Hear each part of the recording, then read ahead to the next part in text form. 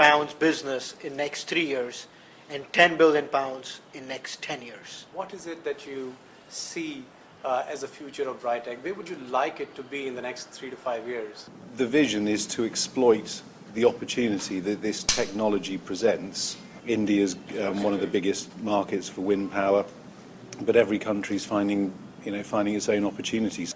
Can you tell me a little bit more about how the team is structured, who are the core people? It's the engineers, but when I say the engineers, it's from the very top to the very bottom. There's a concern that the whole business will be uprooted from Birmingham and moved overseas, which means that everything that exists around it will disappear.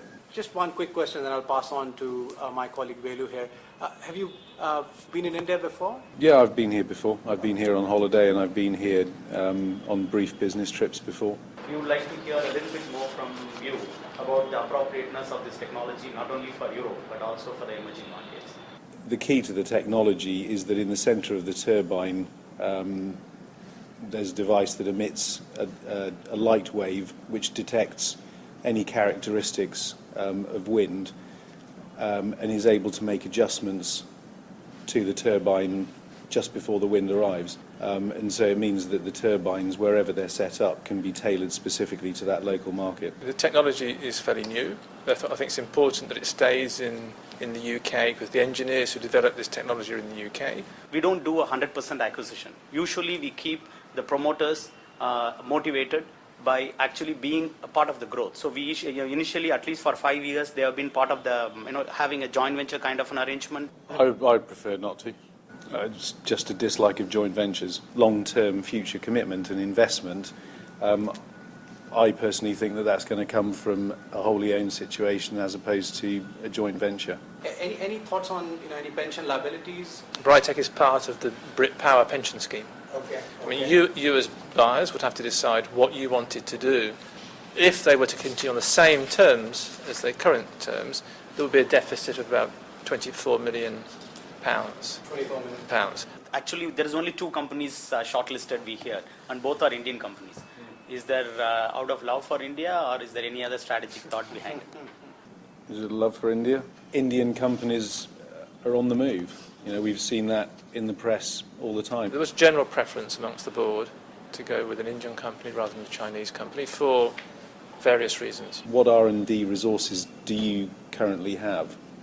What could we tap into? We currently have a state-of-the-art R&D center about 50 kilometers north of Bombay, where we employ about 60 people full-time, and we have got about 20 PhDs who work on clean energy.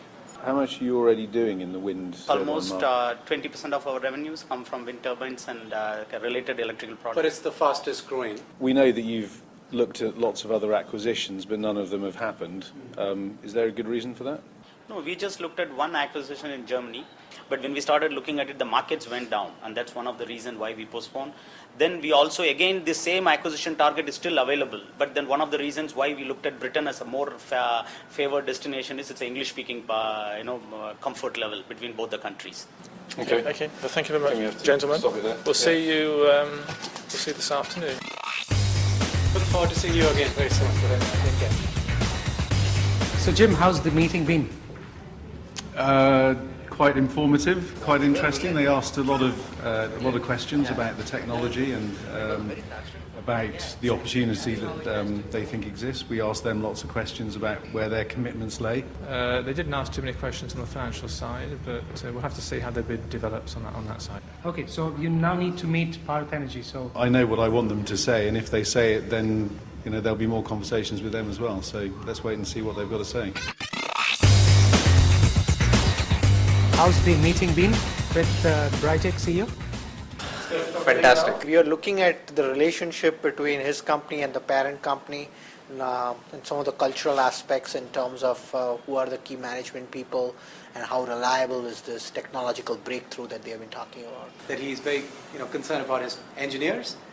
He wants to look after them. He wants them to have the freedom to innovate, which is the kind of culture we have. Why India?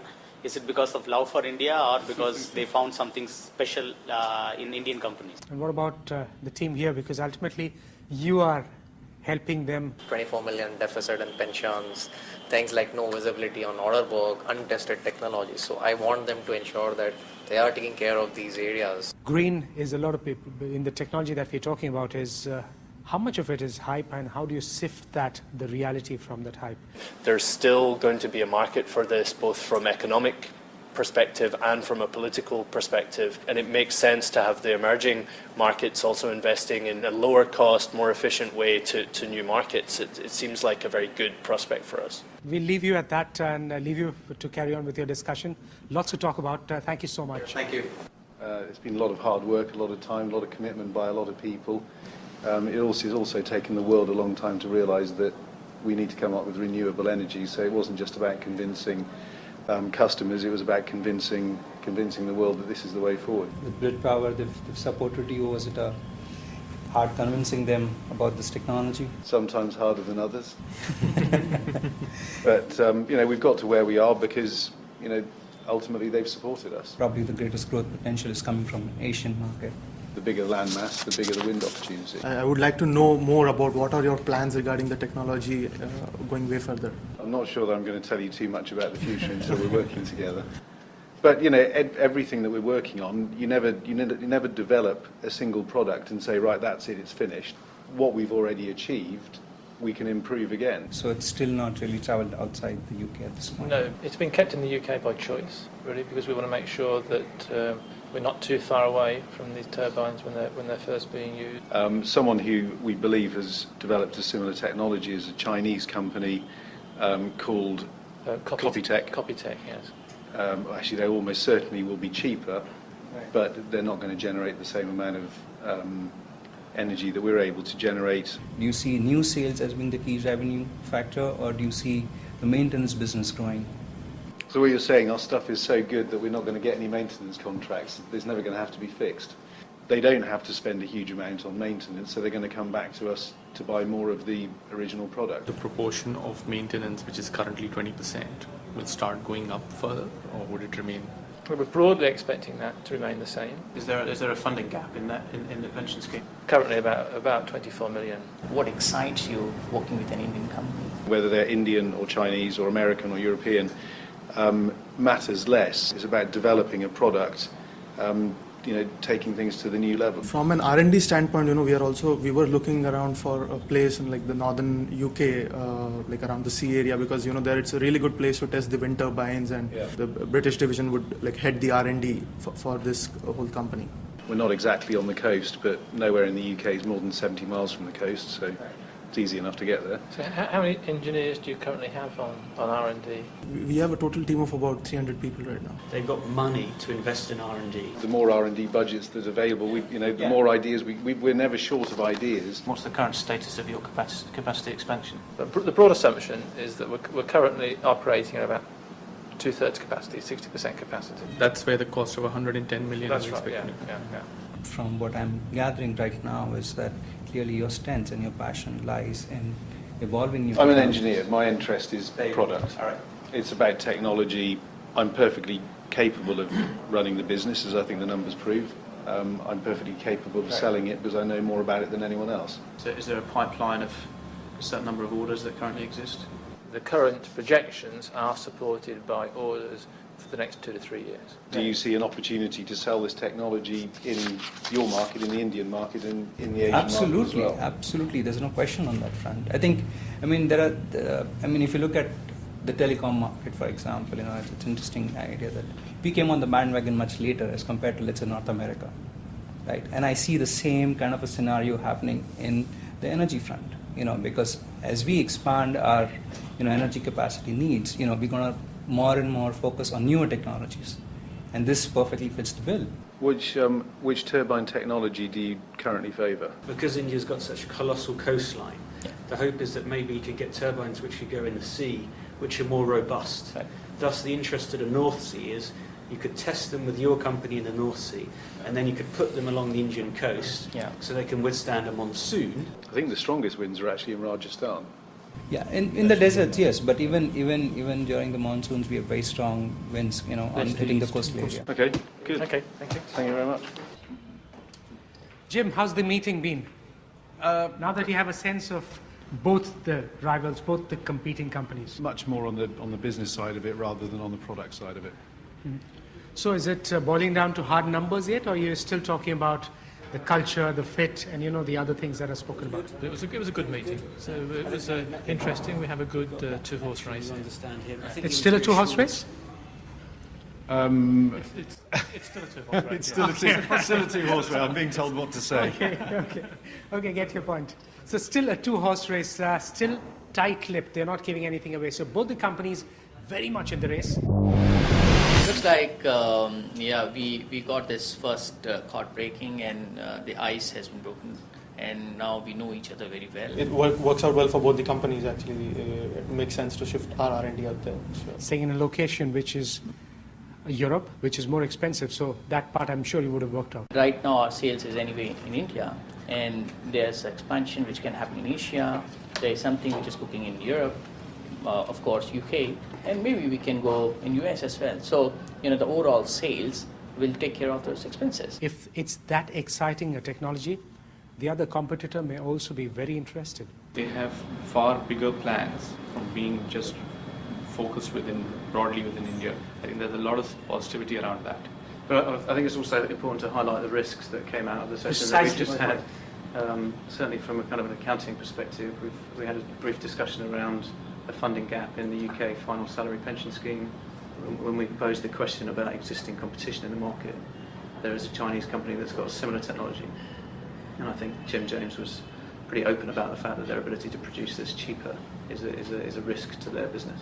So among the three of you, are you ready for all the aggression in your bid? Being CFO, I won't say that we are going to be very aggressive. We are going to be realistic, of course. Yeah. Okay, so anything like a soccer or cricket also discussed? Unfortunately, time was too short for us. Okay, I'll leave you to that. Thank you so much, and all the best for your bid. Thank you.